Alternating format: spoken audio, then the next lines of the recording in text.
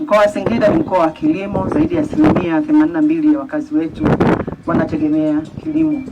Lakini mkoa wa Singida umejipambanua vizuri katika uzalishaji wa zao la alizeti, tukitambua maamuzi yaliyofanywa na serikali yetu ya kuhakikisha kwamba lazima tuzalishe mafuta ya kutosha hapa nchini. Kwa hiyo na sisi kwa kutambua jambo hilo tumeanza kuwekeza katika ngazi ya mkulima. Tunafungua mashamba makubwa sasa, lakini hivi juzi tu tumepokea kiwanda kikubwa sana cha uzalishaji wa mbegu za alizeti na kiko mwishoni kabisa kufunguliwa ili wakulima wetu waweze kupata mbegu pale pale mkoa wa Singida.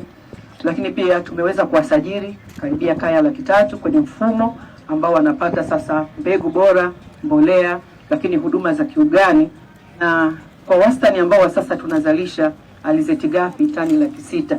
Lakini dhumuni letu na nia yetu ni kufika milioni 5 kama ilivyoelekezwa kwenye ajenda yetu ya 2050 kwa maana ya dira, na tutafika huko kwa kuchanganya wakulima wadogo, wakati na wakubwa.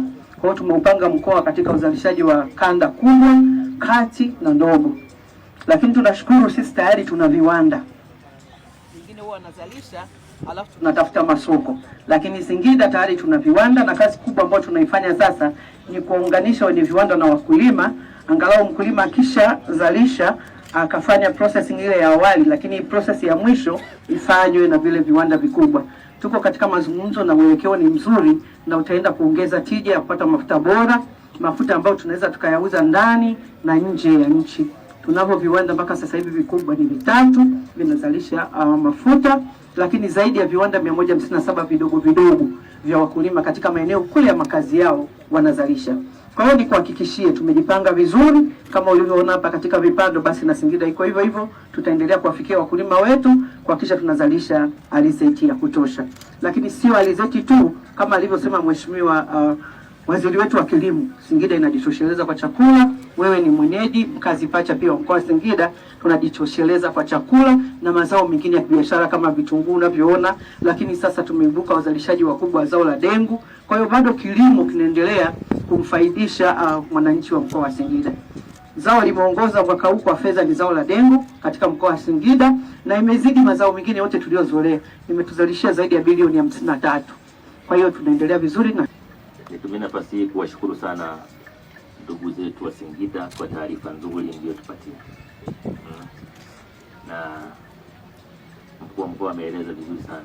Nimevutiwa sana na taarifa ya zao jipya la dengu kuongoza katika mapato ya mkoa.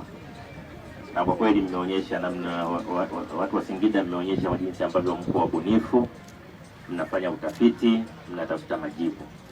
Pamoja na kujitosheleza kwa chakula, lakini mnafungua zao ambalo linaleta tija katika mkoa.